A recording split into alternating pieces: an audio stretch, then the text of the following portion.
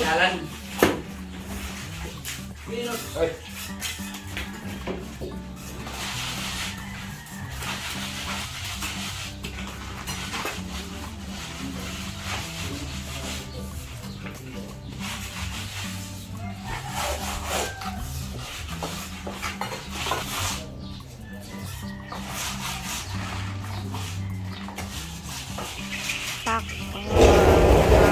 Sino pa dyan? Dito na si Yun sa CR.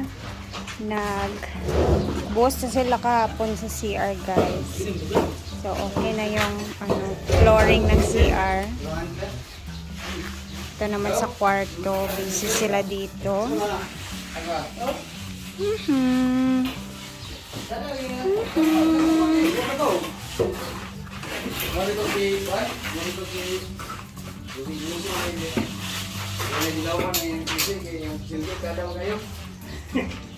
Tapos na sila dito ng area sa pag-finishing. Dito naman siya, guys. Medyo mangit-ngit na siya, guys. Ayan, parang ngumit-ngit na siya dahil sa sa finishing.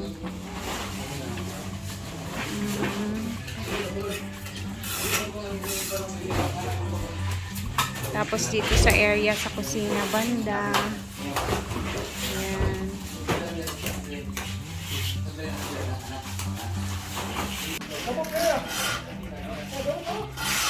So, natapos nila yung mga filing of hollow blocks, guys. Nandito na sila. Sa kwarto naman na malaki, yay, nakapagpalitada na din sila dito. Pero hindi pa siya tapos, guys. And natapos na din dito ang kanilang pa-division.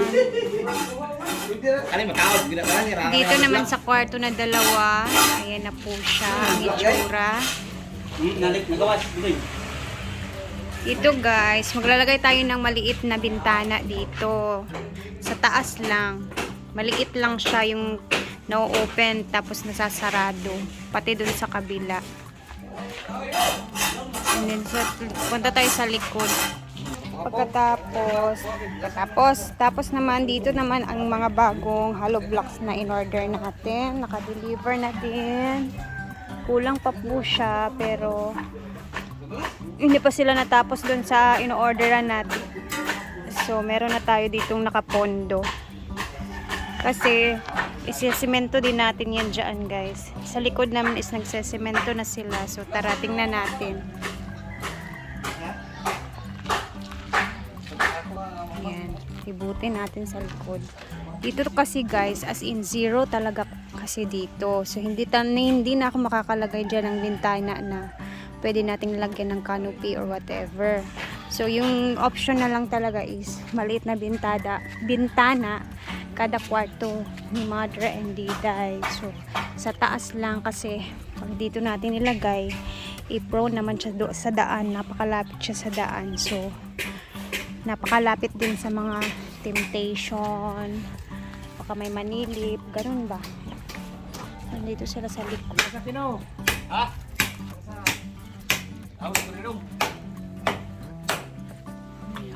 Sinesemento na nila dito na area.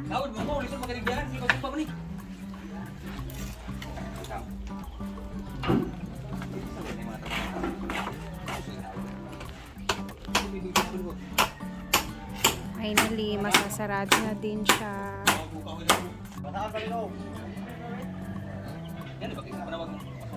So, ayan na siya.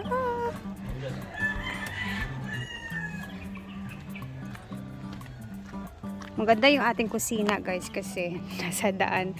Makakapagmarites tayo pag merong dumaan, sino yung dumaan, habang naghugas ng pinggan, di ba?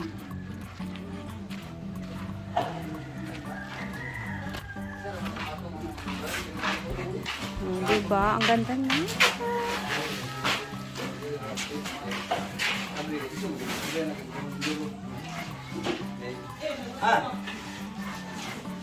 Nasarado na yung ating kwarto, guys.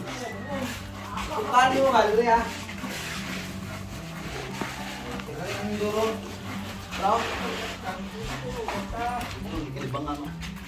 Mm. Ito naman, ang pas, ang pagkabalik sa pultahan, paano? Ha? Ito ang Ah. pabrik. Eh, so tubig diri ka pwede makita ka dito ka nagbahag. Di ka na. Diri sus. Oh, diya ang iniduro. Ah. Sida din ang shower. Diri so. Mani. Mm. Ayan.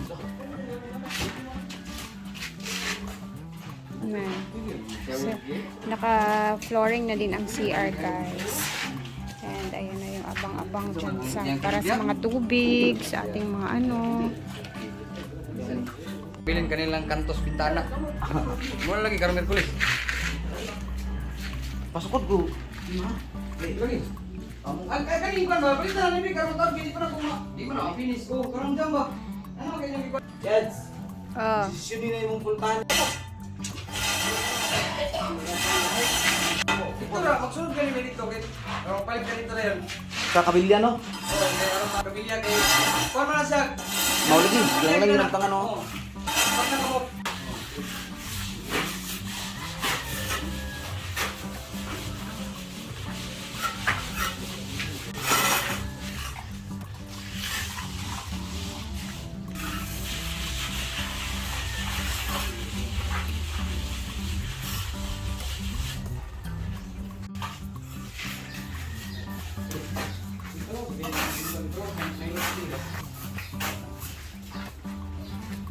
Good. Siyempre, yun na muna ang update natin sa bahay na ating pinapagawa. And then, basta yung gagawin doon guys is tatapusin yung finishing sa loob. Tapos, ang mga kulang-kulang na mga filing sa hollow blocks, yun yung gagawin nila doon. And then, after nun is i-stop na muna natin. Siyempre, mag-aantay na naman tayo sa ating next na budget for next month na sahod naman. Pero, hindi ko alam kung madadagdagan ba namin yun this coming next month na sahod. Kasi alam niyo naman, marami tayong pagagastusan. Dahil magbe-birthday din yung papa ko, fiesta at the same time. And then, may Pasko pa, birthday ni Papa God, syempre.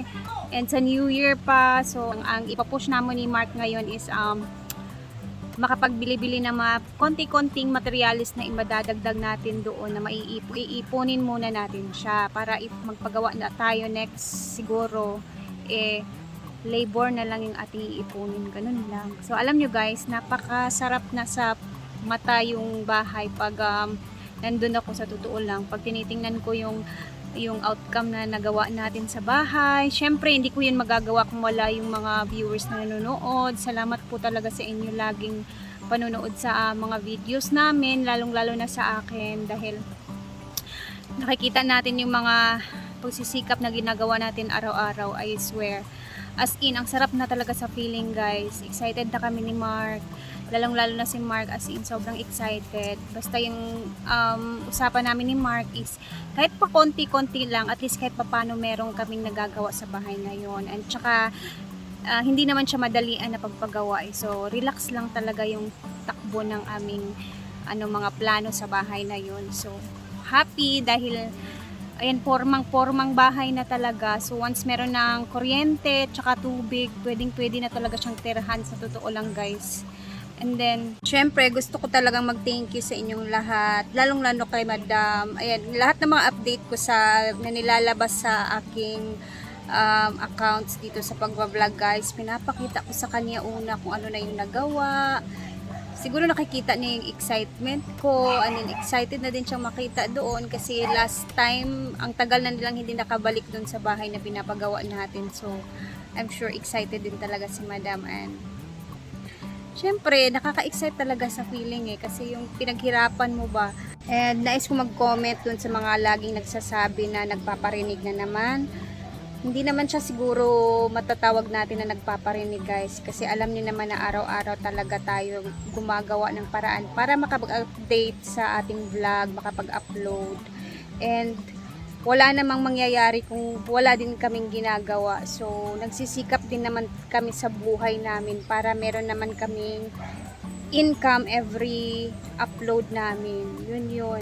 Tsaka, bawal bang mag-update sa bahay tapos parinig na lang agad-agad yung nasasabi ng iba? Hindi naman siguro, no? So excited lang kami na mai-share sa inyo yung outcome na nagagawa sa mga ginagawa naming vlog. Siyempre, excited kami sa mga achievements namin sa buhay, 'di ba? So, yun lang yun. Gusto ko lang i-update kayo at makita din ninyo na dito na napupunta yung mga sinasahod namin. Nakaka-excite talaga siya, guys, sa totoo lang. Tsaka ako, okay lang sa akin yung may mga comments na hindi maganda.